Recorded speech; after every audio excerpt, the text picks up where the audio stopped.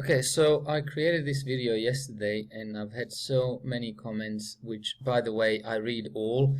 I don't necessarily reply to them, but I read all of them and I learn so much from them. It's unbelievable. So I really appreciate those. I thank everybody for commenting. One of those comments I do want to read out right now. The comment is in relation to the mainstream media and how they want to confuse us about pretty much everything. In this case, it's about property prices, property ownership, in general, Australian housing.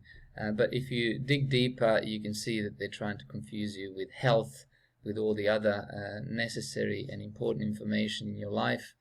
Again, health, for example, I'll have a mum saying, oh, now they're saying eggs are good for you, but they were saying they weren't good for you. But then before that, they were saying they were good for you in the old times. Now, there's only one answer to, for example, any one of those questions, whether eggs are good for you or not, but it shouldn't be changing dramatically the way they portray it. So, away from eggs, back to Australian housing. I wanted to read this comment from Dex. It says, yes, the mainstream will play down the disaster, but not only that they will put these stories out now with some truth in them so they can control the narrative once it goes bad and misdirect us to the scapegoats they want us to blame, and so they can maintain their credibility after the fact also. I think this one's spot on. I absolutely agree to this one, is that media will say, well, they told you it would go down, we just never knew it would be that bad because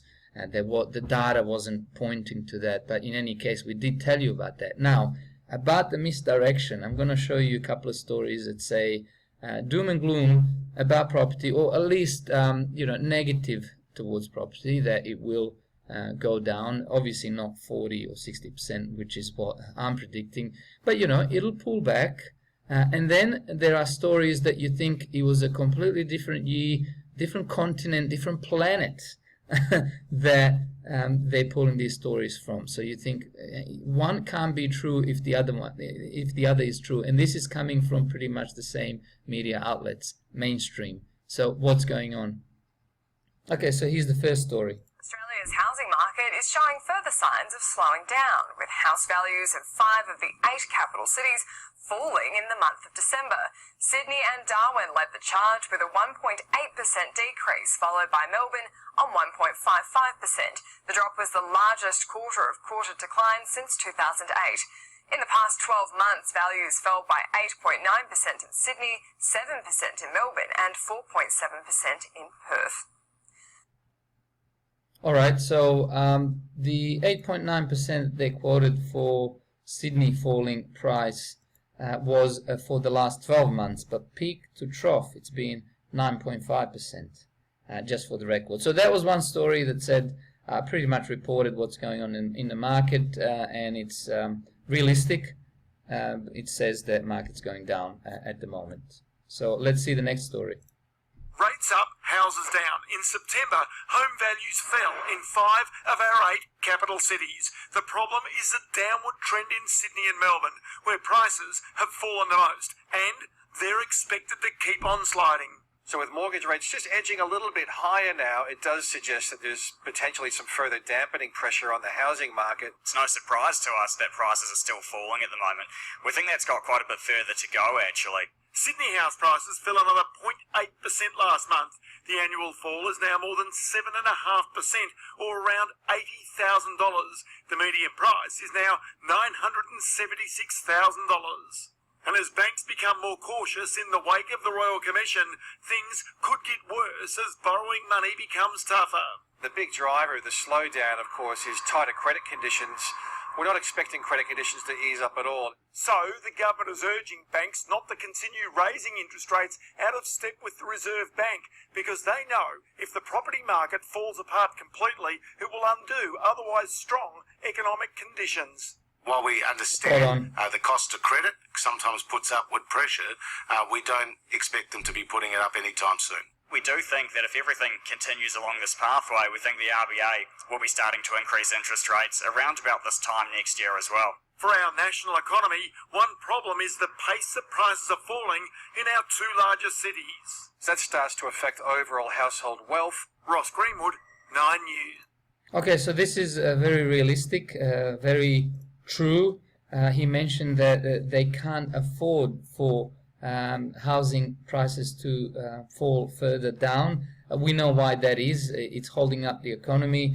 It's the second biggest, I think, employer is the housing economy, and most importantly, if there's less velocity of properties, there's less properties changing hands, less values, there's less stamp duty, so there's less tax revenue. Now, both of these stories were negative on the property. So, what year was this filmed in? If you thought buying your first home was out of reach, think again. It's more affordable than you realise if you know where to look. Ladies and gentlemen, one, so. There's a spring in the step for first home buyers. So congratulations, welcome to the neighbourhood. As we're coming into spring, we're actually seeing first home buyers becoming more optimistic with the market. That's 680,000. Despite Where's this coming from? The first home buyers are becoming more optimistic. What was that? Did they do some sort of research or some sort of survey? I don't think so. dire predictions about Australia's property market, it seems it's far from doom and gloom for first home buyers. There's excellent grants on offer. There's a lot of stock in the market. So if you're a first home buyer, it's a great time to think about buying a house. Great time to think about buying a house. We've heard this before. When was this done? September 21st, 2018. Great time to start thinking about buying a new house. Let's see who this lady works for. I think it'll be revealed later on. So how can you fast track your savings to make the most of the good This is a sales pitch. This is some sort of a promotion, paid for promotion to Channel 9. I guarantee you. times? Well, tonight you'll hear expert advice on how to break into the property market, as well as success stories from young Australians who've already done it. Laura and Sean are riding the wave of the first home buyers boom. The young First home buyers boom. Did you know that there was a first home buyers boom in Australia in September 2018? There's a first home buyer boom. couple recently bought this trendy two-bedroom house in Brunswick in Melbourne. We thought the dream of owning a home would be out of reach, but once we sat down and thought about different ways to save, it was much more achievable. Laura and Sean knew the only way they'd save enough for a deposit was if they could find a way to live rent-free.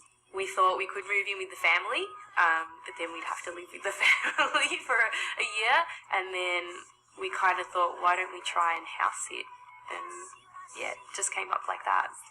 The happy homeowners ended up saving more than $25,000 in 1 year by living in other people's houses. These days, if you want to buy your first home, you have to be willing to get a bit creative. Another option that's gaining popularity among first home buyers is house and land packages. It works out a lot cheaper. I think with the house and land, you get to save a little bit more. Alright, okay, get down. For a set price, you get the land as well as a new house instead of having to pay for each separately. And for young people like Matt Wakeman, it's the only way they can afford to buy. You can budget it a bit better, I think, rather than trying to factor two different costs to budget. It gives them the ability to start off with the basics and then do things like upgrade the gardens and add extra things along as they can afford it, rather than having to buy the whole lot in one go. And if you can't afford a first home outright, there's lots of other things that you can think about doing. Gemma Sutherland is the editor of the Home Buyer's Handbook. She is the editor of the Home Buyer's Handbook. She's the editor of Home Buyer's Handbook, not the Home Seller's Handbook or anything else. She is the property spruiker. This is unbelievable. This is paid for. There should be a large banner across there saying advertising, but it doesn't, does it? So that's how they confuse you, isn't it? I think she's also a financial advisor. Why do I say financial advisor? Well, listen to this. This is financial advice. She says first home buyers need to be flexible. You could become a rentvestor. If you want to live in a capital city and you can't afford to buy here, you could buy in a regional town, you could rent that out and you can continue to pay rent in the city. You could also become a fractional investor, which is a platform where essentially you buy a share in a house. So you can start to get in the market and use the equity as that grows as well. According to... I think I should do that. I mean, she sounds convincing. She's got a pretty face. I think I'm going to do that. Financial advice and marketing in one nice, sweet, sleek video. Love it. And yet, I think we have another financial advisor / expert. But listen to who she works for, this lady. Georgia Willis is from Pace Development Group. Development Group. She believes property prices will continue to fall, but doesn't expect there will be any crash like some experts have predicted. Despite falling house prices, the market is stabilising, particularly in some of the locational areas that were...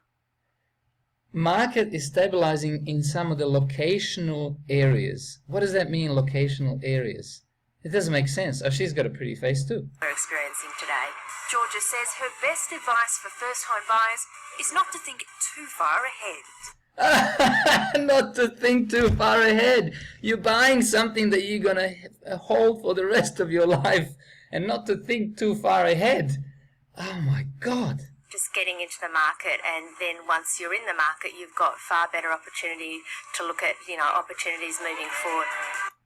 So you have the opportunity to have an opportunity to moving forward. What? That doesn't make sense. You got to re-listen to this. I don't want to replay it for you. Just please re-listen to it. I mean, it just completely doesn't make sense. Just get into the market. Don't worry about what happens after that. As long as you're in the market, then you got opportunities to seek out opportunities. What does that mean? Got it. Deal. Yeah, got a deal, and it's not the first home buyer. He doesn't look like a first home buyer to me. And finally, another one of those warm and fuzzy stories. It's titled as "House Prices to Bottom Out Before Growth Phase." You got to put a positive spin to it. Second call. In the past 4 weekends in Sydney, more than 1,100 properties have failed to sell at auction. More supply and fewer buyers inevitably equals lower prices. On our forecast, the price falls for Sydney and Melbourne will be the biggest since the late 1980s. The Reserve Bank this week said there are 4 reasons for the falls: tighter credit from the banks, the increased supply of houses and apartments, fewer foreign buyers, and record household debt cramping up buyers. The main thing for the RBA is that the economy is doing quite well at the moment. The unemployment rate's at a 6.5-year low, GDP growth is running above trend, and so it's the right time for Australia to be having this cooling in the housing market. In Sydney, house prices are 8% below their peak, but in its first forecasting report, Domain Group says the falls will level off next year. Housing market forecasts are often about as reliable as weather forecasts, but occasionally, when a big storm is coming, like today, they do get it right, and you've got to take notice. When sunny days are set to return to Sydney housing, well, that is the subject of quite different opinions. For Sydney, we're seeing house prices being about unchanged in 2019, and then to grow at about 4% in 2020. For Sydney and Melbourne, we've got in mind that house prices will fall peak to trough by between 12 and 16%, and that's a weaker view than we had previously. For apartments, the story is far brighter. Domain says prices will fall by an average 3% this year, but will rise next year by 3% and a further 5% in 2020. Ross Greenwood, 9 News. Yeah, see, the normal fluctuations, just nothing to see here. Don't worry about it. It's not going to dump completely. It's not really particularly going to rise up. This is a safe bet and a safe thing to say. Completely confusing. It's going to go 3% down and then up a bit and then back to kind of whatever, 5-6%. So when it happens, you won't be able to put your finger to what they actually predicted and who predicted it. But hopefully you'll be able to revert to this channel and say, oh, that guy was right. He said 40% at least. But then you wouldn't want to trust this guy because this guy's got a day job and he's not a financial advisor. So this is not a financial advice. Thank you, everybody. I am going to work on another video about a further council greed. I've dug deeper and I found so much evidence. I think you'll enjoy that one as well. So stay tuned.